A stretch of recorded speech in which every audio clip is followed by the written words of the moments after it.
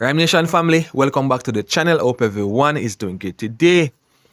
So in this video, Ryme Nation family, a radio host from Nationwide Radio is gonna be reading the Integrity Commission report, right?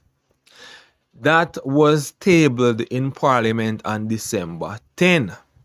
It is alleged that Prime Minister Andrew Holmes has shares in a company that breaches the KSAMC building code. Ryme Nation family. On the other hand, Prime Minister Andrew Holmes say him no have no shares in the company. So basically, Integrity Commissioner try to tarnish him character. Ryme Nation family. So what do you guys think? Do you guys think that the Integrity Commission is lying? Or do you think Andrew Holmes is lying? Ryme Nation family? Leave your thoughts and opinions down in the comment section and tell them what you think about this one. If you're new to the Ryme Nation channel, please consider subscribing and hitting that notification bell. Whenever you guys subscribe to the channel, helps the channel to grow and helps YouTube to push your channel out there. So please remember to leave a like and leave a comment. So take a look at the video. A trillion questions, and it is useful to ask some now and ask some later. This matter concerning the Prime Minister, or does it concern the Prime Minister? The question I want to ask is this. If a reasonable person reads this report, do they leave this report convinced that the company in question is owned in part or in full by the Prime Minister? That's the question first. And then second, headline question, under which other questions can come. What is the expertise of Mr. Stevenson, the Director of Investigations at the IC, to opine and draw conclusions on construction projects? And I'm not saying he doesn't have it, but I'd like to know what it is. And if he doesn't have expertise, whose opinion did he lean on to draw the conclusions he did in the report, sufficient for those conclusions to be different from what the experts told him? In other words, Keneda Nesbeth, the owner of the company that is building this complex in Beverly Hills, is a young man. Kenny's not 40 yet. Kenny's 30 odd years old. Yep. He is arguably the leading developer in the corporate area and has been for some time. His reputation in the streets is very strong. He's regarded as a young man of integrity, and of course the quality of his work is of the highest standard. You know, as I saw a mutual friend the other day, and he said, boy, and I said, Kenny, I run the place. And I said, yeah. So that's Keneda Nesbeth. So he is, I know, an expert in these matters. He studied at the Caribbean School of Architecture at the University of Technology. And we all know that UTech produces the best people in that field. No argument there. In the Caribbean. He is an expert in those areas. If it was a matter of law, I wouldn't take Kenny Nesbeth's opinion on law over Kevin Stevenson. Kevin Stevenson is an attorney. So in this matter where Kevin Stevenson went and looked, got an explanation, but says he doesn't believe the explanation, and then came with his own conclusions. I want to know, Mr. Stevenson, what is it that convinced you that what you saw and what you were told are not true? And what informed the opinion that you drew? Is it your own expertise in construction, which you may have, I don't know?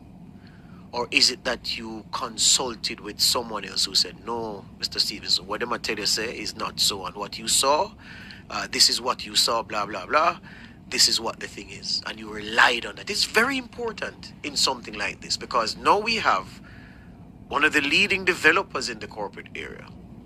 Their explanation about what is being built, you did not accept it. It can't be that you just feel like it's wrong. It has to be more substantive than that, which is why I'm asking the question for you to demonstrate the expertise, which led you to your rival conclusion. Whether it is that you possess that expertise or you consulted with other experts. You may not want to name them, that's fine, but if you could say, well, yes, I consulted with other people, that would be sufficient to me, because of course in these matters people want to be protected, and they say, well, Mr. Stevenson, I'll consult with you, but I don't want you to load up my name because I don't want any backlash to come to me against the industry. But would that even be fair? Because no,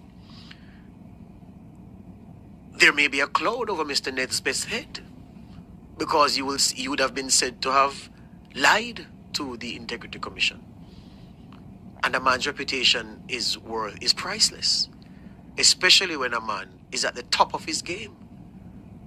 So I think that's a question that must be asked.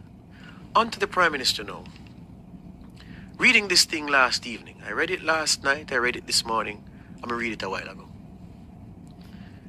And I'm saying to myself, has Kevin Stevenson, the Director of Investigations at the Integrity Commission, nailed down the fact that Andrew Michael Holness is the owner in part or in full of Estate Bridge?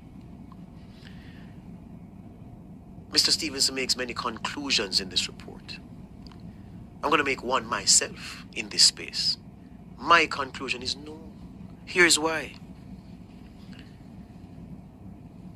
In the background section of the report, here's what Mr. Stevenson wrote. He said, on July 11, 2024, by the way, I must applaud the Integrity Commission for the speed with which it did this investigation. It started on July 10, report prepared, tabled in Parliament by early December. It would be good if the Commission could work by this standard for its investigations. I know that there are different investigations taken on a different nature, yeah, and some matters are far more difficult than others, but this was done in almost record time. So very, very quickly done. Huh? On July 11, the DI undertook an unannounced visit to KSAMC to inquire about whether Holness had directly or indirectly applied for a building permit for a development in Beverly Hills Cherry Gardens. The DI's inquiries revealed that the only development in this area that Dr. Holness, listen to this key part now, his language and not mine. The DI's inquiries revealed that the only development in this area that Dr. Holness was in some way connected to is a residential development located at 2 Waycliffe Close, Beverly Hills, Kingston 6 St. Andrew, and that this was owned by Estate Bridge. So he found that Holness was in some way connected to the Waycliffe Close property, but that the property was owned by Estate Bridge. Distinct and disparate things. Holness was in some way connected to the land, but the land was being developed by Estate Bridge. That's what Kevin Stevenson wrote. The key question, listeners, viewers, who owns Estate Bridge? Before I get to who owns Estate Bridge, you have to be reminded the premise on which Mr. Stevenson went to the KSAMC unannounced on July 11. The day before, on July 10, Mr. Stevenson says, the following allegation was received, and I'm reading the allegation verbatim, that Mr. Holness is the owner of property on which construction is being carried out, contrary to the terms of the planning approval and building permit granted by the KSAMC. That Mr. Holness, listen to this part, that Mr. Holness often requests the service from his architect to draw a blueprint that will be sent to KSAMC. However, a second blueprint will be drawn that will be used for the actual construction. It is said that this was done at one of his developments in Beverly Hills, Cherry Gardens. So as my granny would say, Mr. Holness, the allegation was selling the KSAMC a hollow. So you send one thing, you send the Samsung down there and say, yeah man, may I work with the Samsung? And when they approve the Samsung, you start with the iPhone. That's effectively what they say Andrew Holness did. So the subject of Mr. Stevenson's visit to the KSAMC was to inquire into whether Andrew Holness was building a development contrary to the permit granted by the KSAMC. That's why he went there. When he went there, he found that a property is being developed at 2 Wakefield Close that was in some way, his language, connected to Holmes, whether the property at the said address was owned by Estate Bridge. So now, who owned Estate Bridge based on what Mr. Stevenson found? He says a couple things here. He says, as set out in chapter 2 on the background, the DI's inquiries of KSAMC revealed that the only development in the Beverly Hills Cherry Gardens area, and I don't know why he put it like that because Beverly Hills and Cherry Gardens are not in the same area. But anyway, the only development in Beverly Hills Cherry Gardens area that Dr. Holness, again he says, was in some way connected with is 2 Wakefield Close, Beverly Hills, Kingston 6, and that this was owned by Estate Bridge. The DI therefore sought to establish the nature of the connections. He says initially, the DI sought to ascertain the identities of the directors and the shareholders of Estate Bridge at the material time. The material time would be when? Would be in July 2024, because he started the investigation on July 10 after receiving the complaint. And then he went to the KSMC by July 11. So the material time can't be 2022, some date in 2021, some date in 2023. The material time must be at the time I went and looked at the development. Who owned the development at the time? At the material time is material to this. He says, by way of a statement dated September 18, 2024, the duly authorized officer at the company's office said that, quote, Estate Bridge Holdings Limited had been incorporated on the 22nd of July 2020. The total number of authorized shares for the company is 10,000 ordinary shares.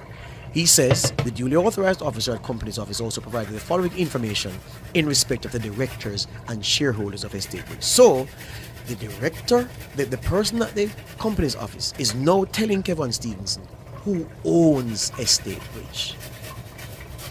The directors of Estate Bridge are Sigia Anderson, who was appointed a director July 22, 2020. Norman Brown, who was appointed July 22, 2020. And one Adam Holness, who was appointed the 29th of March, 2021. Further than that, there's a table in Mr. Stevenson's report which lists the persons who hold shares in Estate Bridge. It says Sigia Anderson owns 2,000 ordinary shares. It says Norman Brown owns 1,000 ordinary shares. And there's a note that 2,000 ordinary shares were issued at incorporation, 1,000 were forfeited on March 29, 2021. It says Adam Holness owns 2,000 ordinary shares. It says Imperium Investments Holding Limited, which is the company that Holness, Andrew, has connections to. That there's no argument about whether or not Andrew Holness owns Imperium. So how many shares does the Prime Minister's Imperium Investments hold in Estate Bridge? You know how many? The report says 0. It says 0. 0 shares.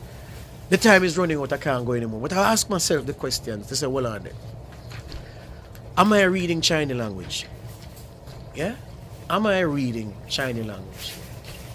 Is it something that I'm not seeing?